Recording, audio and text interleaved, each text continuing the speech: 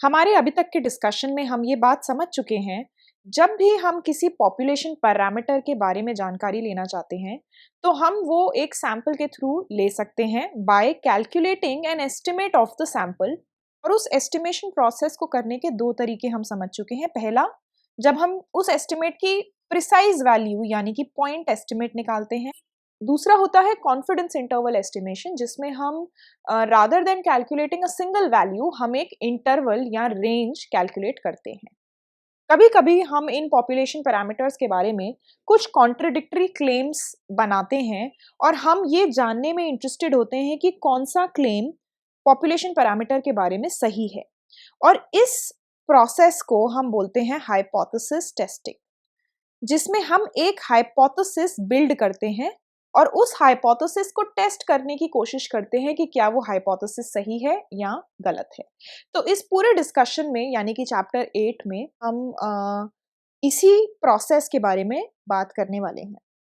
So today in this video we are going to talk about the preliminaries which we need to know related to this concept of hypothesis testing। तो हम समझेंगे कि hypothesis क्या होता है, कितने types के hypothesis हम बनाते हैं, इस प्रोसेस को किस तरीके से कंडक्ट करा जाता है और जो भी रिक्वायर्ड कॉन्सेप्ट्स हैं यानी कि test statistic, rejection region, type 1 error, type 2 error, इन सारी चीज़ों के बारे में हम आगे बात करेंगे।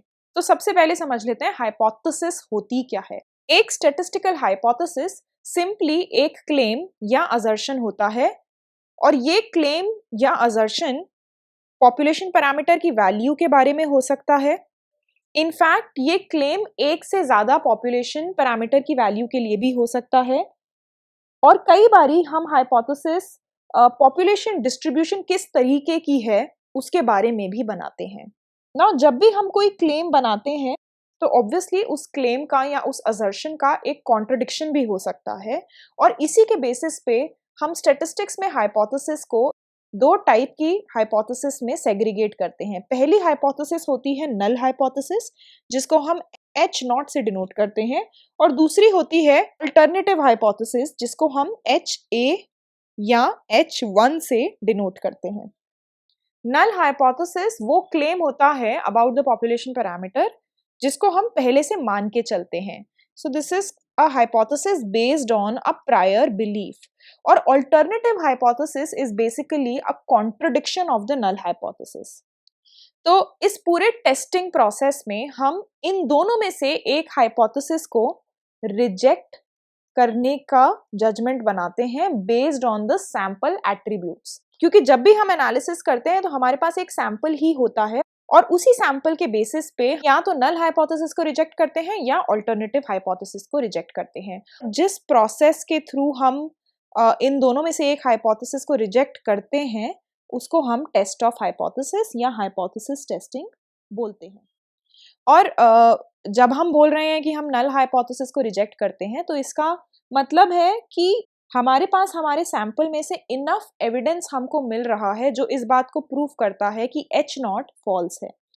अगर सैंपल में हमें इनफ एविडेंस नहीं मिलता है इस बात को प्रूव करने का कि नल हाइपोथेसिस फॉल्स है, in that case we will say that we fail to reject the null hypothesis. तो या तो हम नल हाइपोथेसिस को रिजेक्ट कर पाएंगे अगर हम ये सैंपल से प्रूव कर पाएं कि नल हाइपोथेसिस फॉल्स है। दूसरा केस होगा कि हम इसको रिजेक्ट नहीं कर पाएंगे, इन विच केस हमारा सैंपल हमें एविडेंस नहीं दे रहा इस बात को प्रूव करने का कि ये हाइपोथेसिस फॉल्स है। अब इन सारे जार्गन्स को एक सिंपल एग्जाम्पल के थ्रू समझ लेते हैं। एक सिंपल सा एग्जाम्पल लेते हैं जिसमें हमारे पास एक सिटी है। हम ये जानना चाहते हैं कि इस पॉपुलेशन में फीमेल प्रोपोर्शन कितनी है। So let's represent that bye PF और हम बोल रहे हैं कि फीमेल प्रोपोर्शन इज 0.5। ये हमारी नल हाइपोथेसिस है। अल्टरनेटिव हाइपोथेसिस यानी कि इसका कॉन्ट्रडिक्शन होगा that the proportion is not equal to 0.5। एक और पॉसिबिलिटी हो सकती है अल्टरनेटिव हाइपोथेसिस की जिसमें हम बोल दें that the proportion is greater than 0.5 या प्रोपोर्शन इज लेस देन 0.5। तो बेसिकली इस बात को कॉन्ट्रडिक्ट करते हुए हम इन तरीकों के ऑल्टरनेटिव हाइपोथेसिस बना सकते हैं। इसी एग्जाम्पल में एक और तरीके का टेस्ट या हाइपोथेसिस हो सकता है that we are saying that proportion of females in the population is exactly equal to the proportion of males. ये हमारी नल हाइपोथेसिस है, हमारा प्रायर बिलीफ जिसके साथ हम इस टेस्ट को शुरू कर रहे हैं। इसकी ऑल्टरनेटिव हाइपोथेसिस होगी that PF is not equal to PM। इन दोनों एग्जाम्पल्स में एक डिफरेंस हमें दिख रहा है कि पहले वाले एग्जाम्पल में सिंगल पॉपुलेशन पैरामीटर की वैल्यू के बारे में हाइपोथेसिस बिल्ड कर रहे हैं, लेकिन सेकंड केस में हमने दो पॉपुलेशन पैरामीटर वैल्यूज का कंपैरिजन करने की कोशिश करी है, जहां पे हम प्रोपोर्शन ऑफ फीमेल्स और प्रोपोर्शन ऑफ मेल्स को कंपेयर कर रहे हैं। तो हाइपोथेसिस टेस्टिंग की मदद से हम ऐसे क्लेम्स या ऐसे असर्शंस को या तो रिजेक्ट कर सकते हैं या फिर नहीं रिजेक्ट कर सकते। Now let's try to understand the test procedure. Basically इस प्रोसेस को यूज करके हम नल हाइपोथेसिस को रिजेक्ट या डू नॉट रिजेक्ट की कैटेगरी में डाल सकते हैं। तो लेट्स टेक एन एग्जांपल जहाँ पे हम नल हाइपोथेसिस ले रहे हैं कि population proportion is equal to 0.10। So again imagine कि ये पॉपुलेशन प्रोपोर्शन है, लेट्स से फीमेल्स का पॉपुलेशन प्रोपोर्शन, और हम ये बिलीव करके चल रहे हैं नल हाइपोथेसिस में that it is equal to 0.10। Then in the alternative hypothesis we are saying that population proportion is less than 0.10। आप इसको इस तरीके से भी समझ सकते हो कि सपोज किसी एक इंडिविजुअल ने क्लेम करा कि पूरी पॉपुलेशन में फीमेल सिर्फ 10% हैं, और किसी दूसरे इंडिविजुअल ने इस बात को कॉन्ट्रडिक्ट करते हुए बोला कि नहीं, पॉपुलेशन में फीमेल्स की प्रोपोर्शन 10% से भी कम है। अब हम किस हाइपोथेसिस को रिजेक्ट करेंगे और किसको नहीं रिजेक्ट करेंगे, उसके लिए हमें दो चीज़ों की रिक्वायरमेंट होती है। पहला होता है टेस्ट स्टैटिस्टिक और दूसरा होता है रिजेक्शन रीजन। टेस्ट स्टैटिस्टिक एक ऐसा फंक्शन होता है सैंपल डेटा का जिसके बेसिस पे ये रिजेक्शन और नॉन रिजेक्शन का डिसीजन बेस्ड होता है, और ये रिजेक्शन रीजन टेस्ट स्टैटिस्टिक की ऐसी वैल्यूज होती हैं जिसके लिए हम नल हाइपोथेसिस को रिजेक्ट करते हैं। So in this example suppose हमारे पास एक रैंडम सैंपल है ऑफ 200 इंडिविजुअल्स, और लेट्स से x डिनोट करता है number of females in the sample. Then if the null hypothesis is true, then the expected value of x should be equal to n into p, that is 200 into 0.1 which is 20। मतलब expected value of x should be equal to 20 अगर हम null hypothesis को correct मानते हैं, और अगर हम alternative hypothesis को correct मानते हैं then ex should be less than 20। जब हम बोलते हैं कि based on the sample values हम नल हाइपोथेसिस को रिजेक्ट कर सकते हैं, तो हमें सैंपल से सफिशिएंट एविडेंस की रिक्वायरमेंट होती है, और उस सफिशिएंट एविडेंस को हमें अपने टेस्ट स्टैटिस्टिक में डिफाइन करना होता है। तो एक एविडेंस जो हम इस डेटा से बना सकते हैं वो ये है कि अगर x की वैल्यू 15 या 15 से कम होगी तो हम नल हाइपोथेसिस को रिजेक्ट कर देंगे। यहाँ पे हमने देखा कि अगर हमें नल हाइपोथेसिस को रिजेक्ट करना है then ex should be less than 20। अगर किसी भी सैंपल में जो कि 200 साइज का सैंपल है, लेट्स से अगर फीमेल्स 19 हैं या 18 हैं which is slightly smaller than 20, this is not strong evidence to prove कि पॉपुलेशन में फीमेल्स की प्रोपोर्शन 10% से कम होगी। लेकिन अगर किसी 200 साइज के सैंपल में फीमेल्स आ रही हैं 11 या 12, तो शायद हम इस बात को बिलीव कर लें कि पॉपुलेशन में भी फीमेल्स का प्रोपोर्शन 10% से कम होगा।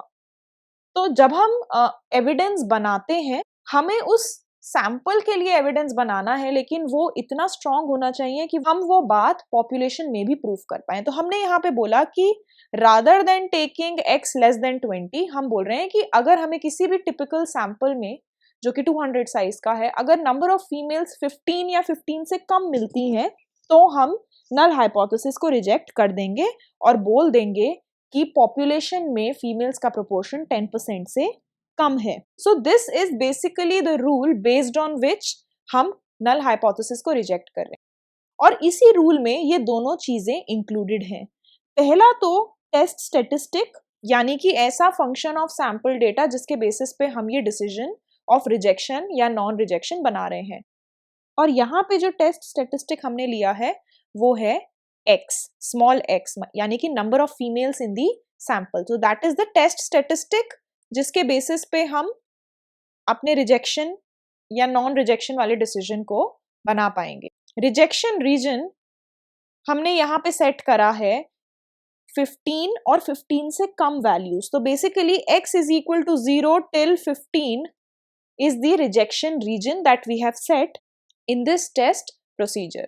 तो ये जो रूल हमने यहाँ बनाया है इसमें दोनों ही एलिमेंट्स प्रेजेंट हैं, टेस्ट स्टेटिस्टिक भी प्रेजेंट है और रिजेक्शन रीजन भी। और ये नल हाइपोथेसिस को हम तभी रिजेक्ट करेंगे जब ये टेस्ट स्टेटिस्टिक की वैल्यू रिजेक्शन रीजन में लाई करेगी। मतलब अगर x की वैल्यू 0, 1, 2, 3, 15 तक होगी तो ही हम नल हाइपोथेसिस को रिजेक्ट करेंगे। अगर इससे ज्यादा वैल्यू होगी तो हम अपनी नल हाइपोथेसिस को डू नॉट रिजेक्ट वाली कैटेगरी में डाल देंगे। नाउ यू माइट वंडर हमने यहाँ पे स्पेसिफिकली 15 ही वैल्यू क्यों ली है।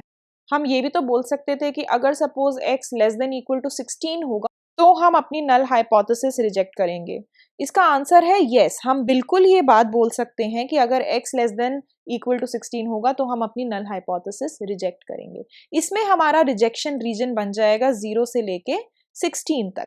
Now there can be another possibility where we say that x is less than equal to 17। अगर हमें एक सैंपल में 17 या 17 से कम फीमेल्स मिलेंगी तो हम अपनी नल हाइपोथेसिस रिजेक्ट कर देंगे।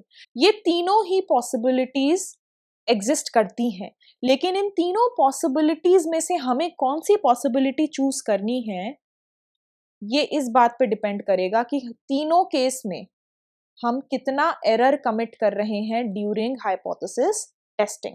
सो ऑब्वियसली जब भी हम कोई क्लेम बनाते हैं based on the sample about the population तो कुछ ना कुछ एरर तो हम करते ही हैं। हमने एस्टिमेशन के प्रोसेस में भी एरर ऑफ एस्टिमेशन को समझा था और फिर हमने ऐसे एस्टिमेटर्स कैलकुलेट करे थे जिसमें हम सबसे कम एरर कर रहे हैं। सिमिलरली जब हम यहाँ पे हाइपोथेसिस टेस्टिंग कर रहे हैं तो हम सैंपल की मदद से पॉपुलेशन के बारे में किसी क्लेम या हाइपोथेसिस को रिजेक्ट कर रहे हैं ना। ऑब्वियसली इस पूरे प्रोसेस में भी हम कुछ एरर करेंगे जिसको हम बोलते हैं एरर्स इन हाइपोथेसिस टेस्टिंग। और हम किस तरीके से अपने टेस्ट रूल को सेट कर रहे हैं, हमारा रिजेक्शन रीजन क्या है, ये ही चीजें डिसाइड करेंगी कि हम कितना एरर कमिट कर रहे हैं। और ये जो एरर होते हैं स्टैटिस्टिक्स में हम इनको दो टाइप के एरर्स में डिवाइड करते हैं, टाइप 1 और टाइप 2। टाइप 1 एरर वो एरर होते हैं जिसमें हम एक ट्रू नल हाइपोथेसिस को रिजेक्ट कर देते हैं। Type 1 error is the error of rejecting a null hypothesis which is true. मतलब आपने एक ऐसी हाइपोथेसिस को रिजेक्ट कर दिया है जो कि इनफैक्ट पॉपुलेशन के लिए ट्रू है। और टाइप 2 एरर होता है not rejecting the null hypothesis when it is actually false. तो जब पॉपुलेशन के लिए नल हाइपोथेसिस एक्चुअली में फॉल्स है, हमने सैंपल के बेसिस पे उस हाइपोथेसिस को रिजेक्ट नहीं करा। तो टाइप 1 एरर होता है जब हम किसी एक करेक्ट हाइपोथेसिस, ट्रू हाइपोथेसिस को रिजेक्ट कर देते हैं। और टाइप 2 एरर होता है जब हम एक गलत हाइपोथेसिस, इनकरेक्ट हाइपोथेसिस को रिजेक्ट नहीं करते। हम अगर अपने सेम एग्जाम्पल को देखें जिसमें हमने रिजेक्शन रूल सेट करा था कि अगर किसी 200 साइज सैंपल में हमें नंबर ऑफ फीमेल्स 15 से कम मिलेंगी तो हम नल हाइपोथेसिस को रिजेक्ट कर देंगे। मान लीजिए कि हमारे पास पॉपुलेशन है और हमें पता लगता है कि पॉपुलेशन डेटा में लेट्स से 10,000 इंडिविजुअल्स हैं और इस डेटा से हमें पता लगता है कि नल हाइपोथेसिस एक्चुअली में ट्रू है। मतलब हम देखते हैं कि पॉपुलेशन में नंबर ऑफ फीमेल्स जो हैं that is in fact equal to 1000 which is 10% of 10,000। लेकिन मान लो हमको एक सैंपल मिला which is an unusual sample जिसमें हमें नंबर ऑफ फीमेल्स मिल गई 13। अब जब हमें नंबर ऑफ फीमेल्स 13 मिल गई तो ये हमारे रिजेक्शन रीजन में लाई कर रहा है। और अगर हमारे पास ये सैंपल आता है तो हम इस डेटा के बेसिस पे नल हाइपोथेसिस को रिजेक्ट कर देंगे। और ये हम ऐसी नल हाइपोथेसिस को रिजेक्ट कर रहे हैं जो पॉपुलेशन के लिए इनफैक्ट ट्रू है। And this is exactly type 1 error. Type 2 error इसका ऑपोजिट होता है। मान लीजिए हमारी पॉपुलेशन में 10,000 लोग हैं और नंबर ऑफ फीमेल्स आ रही हैं let's say 800 which is less than 10% of 10,000. तो पॉपुलेशन में हम देख रहे हैं कि नल हाइपोथेसिस रिजेक्ट होनी चाहिए, हम बोल सकते हैं कि नल हाइपोथेसिस फॉल्स है। लेकिन मान लो हमारे पास एक ऐसा अनयूजुअल सैंपल आ गया जिसमें नंबर ऑफ फीमेल्स हमें मिल गई 20। नाउ क्योंकि हमने अपने रिजेक्शन रीजन को 15 पे सेट करा हुआ है, हम based on this value null hypothesis को रिजेक्ट नहीं करेंगे। और अगेन हम एक एरर कमिट कर रहे हैं क्योंकि हम एक ऐसी नल हाइपोथेसिस को रिजेक्ट नहीं कर रहे हैं जो एक्चुअली में रिजेक्ट होनी चाहिए, क्योंकि हम देख रहे हैं कि पॉपुलेशन में हमारा जो नंबर ऑफ फीमेल्स हैं वो 10% से कम है। तो इस टाइप के एरर को हम बोलेंगे टाइप 2 एरर, जिसमें हमने एक फॉल्स हाइपोथेसिस को रिजेक्ट नहीं करा, और जो पिछले वाला केस हमने पढ़ा था जिसमें करेक्ट हाइपोथेसिस यानी कि ट्रू हाइपोथेसिस को हमने सैंपल के डेटा के बेसिस पे रिजेक्ट कर दिया, उसको बोलते हैं टाइप 1 एरर। नाउ ऑब्वियसली हम एक आइडियल सिचुएशन में एक ऐसा टेस्ट प्रोसीजर यानी कि एक ऐसा टेस्ट रूल बनाना चाहेंगे जिसमें ये दोनों ही एरर ना हो, या ऐसा टेस्ट प्रोसीजर में ये दोनों ही एरर्स कम से कम हो। और इनफैक्ट इन एरर्स की जो इंटेंसिटी है कि कितना ज़्यादा ये एरर अकर करेगा, ये इस बात पे डिपेंड कर रहा है कि हमने अपने रिजेक्शन रीजन को किस तरीके से सेट करा हुआ है। और इन एरर की इंटेंसिटी को हम प्रोबेबिलिटीज़ के थ्रू समझने की कोशिश करते हैं, और उनको रिस्पेक्टिवली हम अल्फा और बीटा से डिनोट करते हैं। तो टाइप 1 एरर को हम अल्फा से डिनोट करते हैं और टाइप 2 एरर को हम बीटा से डिनोट करते हैं। I hope this was useful. Follow our channel Beyond the Classroom for more such content.